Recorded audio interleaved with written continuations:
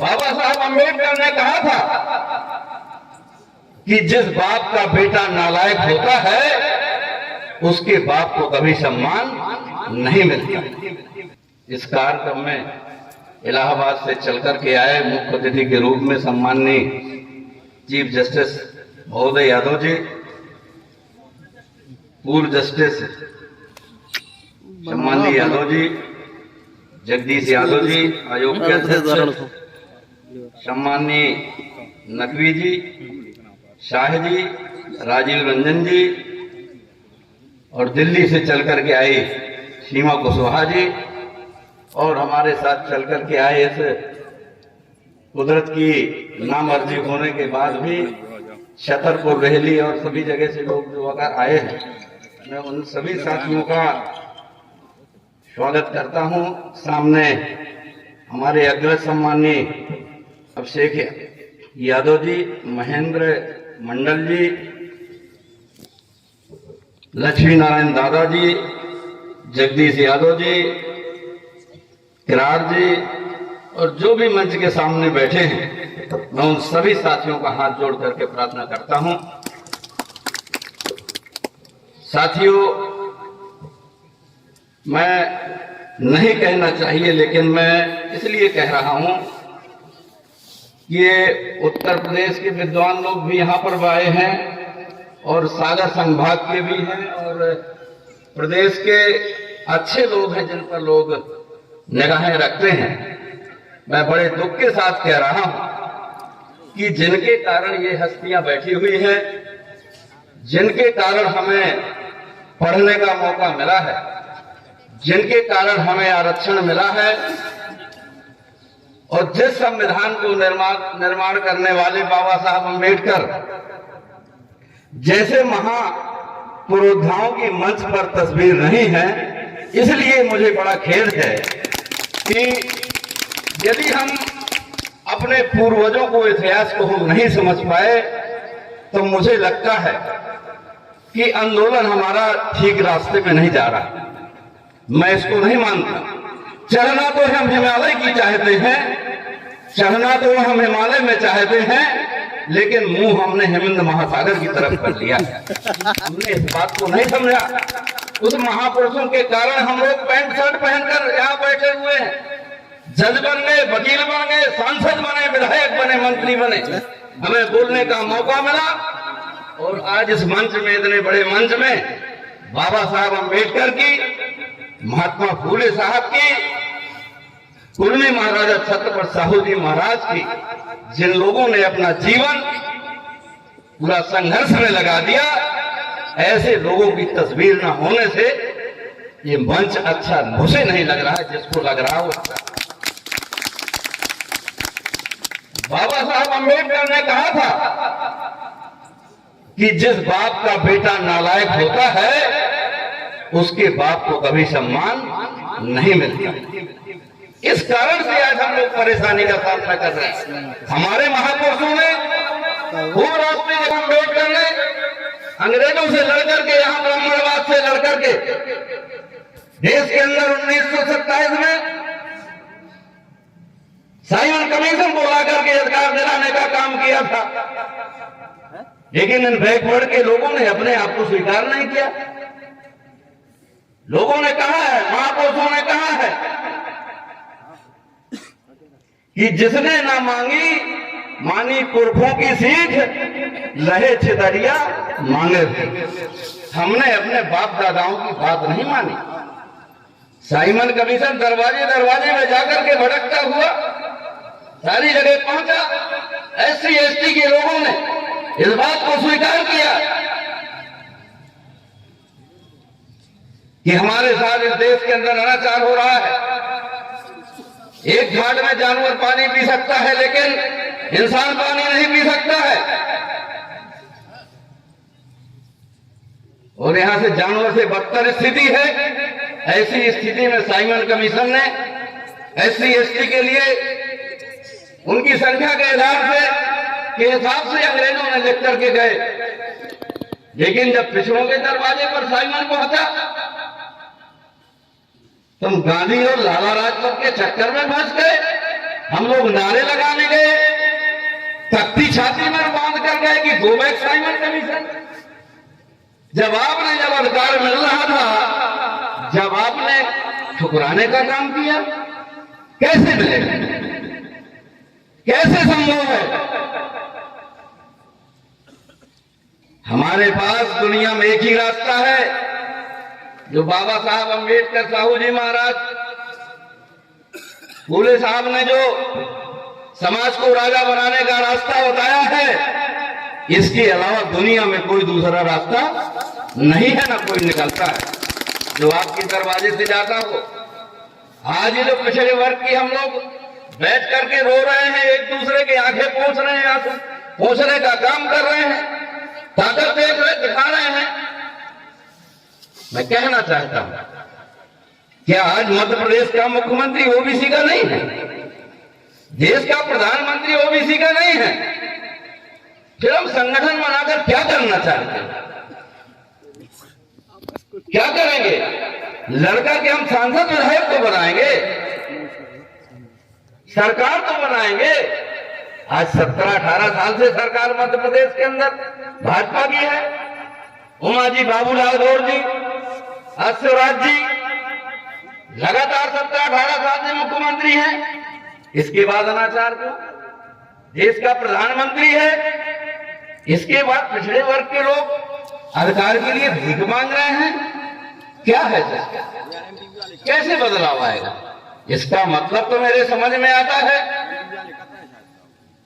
कि जो नेता हैं ये अपने आप में पिछड़े वर्ग के नहीं हैं, और यदि हैं तो फिर कमजोर हैं, इनकी हैसियत नहीं है, दूसरे के हिलाने से हिलने वाले लोग हैं, दूसरे के सहारे से चलने वाले लोग हैं। जब उनके सिंबल से, उनके आशीर्वाद से, उनकी मेहरबानी से सदन में पहुंचोगे तो अभी पिछड़ों में इतनी बड़ी दम नहीं है। जो आदमी जिसके सहारे से जीतता है उसके सहारे से नाचता है। आज मध्य प्रदेश में विधायक नहीं है क्या? सांसद नहीं है क्या? आरक्षण खत्म होने के बाद किसी ने सदन में कोई बहस किया कि मैं आज इस्तीफा दे दूंगा? किसी ने कोई बात नहीं किया। सिर्फ सरकार बदलने का समय आया तो अभी कुछ दिन पहले मध्य प्रदेश के अंदर जनता ने समर्थन दिया था कांग्रेस को, उसमें हाली चक्के से चले गए इधर के उधर। कौन तुम्हें बचाएगा? दुनिया में तुम्हारी तकदीर तस्वीर कोई नहीं लिख सकता है। यदि तकदीर तस्वीर बदल सकती है तो बाबा साहब अम्बेडकर के बताए हुए रास्ते से और बाबा साहब के संविधान से बदल सकती है। इसके अलावा दुनिया में कोई रास्ता नहीं। अभी दादा कह रहे थे कुशवाहा हमारे साथ रहे ना रहे। मैं दादा काशी जरूर हूं और कुशवाहों की बात करूंगा। जब आपने जो भी कहा है इस बात को, काशी अभी समझा नहीं है। जिस दिन समझ जाएगा तो मध्य प्रदेश की तकदीर तस्वीर लिखने का काम काशी करेगा। और हमारा इतिहास है, मैं एक बात नहीं कहता हूं, सौ इतिहास बता दूं। आज इस देश की यदि पहचान है, मोदी जब पहली बार देश का प्रधानमंत्री बना और अमेरिका गया तो उसने इस बात को कहा था कि मैं राम और सीता की नगरी से नहीं, मैं भगवान गौतम बुद्ध के देश में। हमारे मौर्य साम्राज्य की यह परिचय है। इस विश्व में, दुनिया में यदि भारत को विश्व गुरु दर्जा बनने का यदि मौका मिला तो भगवान गौतम बुद्ध के कारण मिला, किसी दूसरे के कारण नहीं मिला। आज ये जितने पढ़े लिखे चमकते चेहरे, जज प्रोफेसर और बड़े बड़े वकील बैठे हैं, आज जो देश में प्रधानमंत्री बन गई महिला, मुख्यमंत्री बन गए, प्रधानमंत्री बन गए, पटवारी दरोगा दरोगी बन गए, ये सिर्फ ये सब हमारे महापुरुषों का, महात्मा फूले और सावित्रीबाई फूले का देन है, जिसके कारण देश की पहले प्रधानमंत्री को बनने का मौका इंदिरा गांधी को हमारे लोगों ने दिया। और मध्य प्रदेश का इतिहास बता दूं, सतना की धरती में सुखलाल कुशवाहा जी जैसा आदमी छोटी सी उम्र में जंगल और झोपड़ी में रह करके, किसी पैसे के दम पर नहीं, किसी गुंडागर्दी के दम पर नहीं, बाहुबल के दम पर नहीं, वो अनाचार के खिलाफ, अत्याचार के खिलाफ जमीन से निकल करके गरीबों की रहनुमाई करने का काम किया। उसने बलाक वकालत करने का काम किया और गरीबों के बीच में जाकर के, छोटे छोटे लोगों के बीच में जाकर के भाईचारा पैदा करने का काम किया।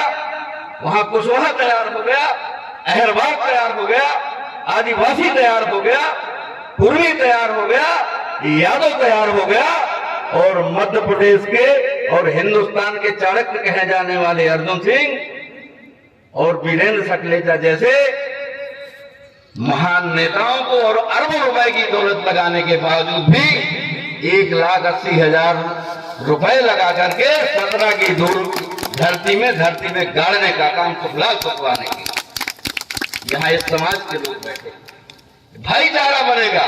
और मैं कहता हूं चाहे आरक्षण हो, जो भी आप चाहते हैं,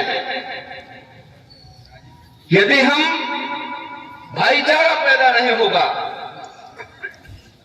भोपाल की दिशा विदिशा होकर के राजसेन होकर की जाती है तभी मिलेगी, लेकिन हम यदि लखनऊ वाला रास्ता पकड़ लेंगे तो सैकड़ों साल चले जाएंगे, लेकिन भोपाल मिलने वाला नहीं है। मेरा निवेदन है, और रामायण में भी राम ने जब 14 साल का वनवास हुआ, मैं 5 मिनट का समय लूंगा, समय ज्यादा हो रहा है, मैं माफी चाहूंगा। जिनके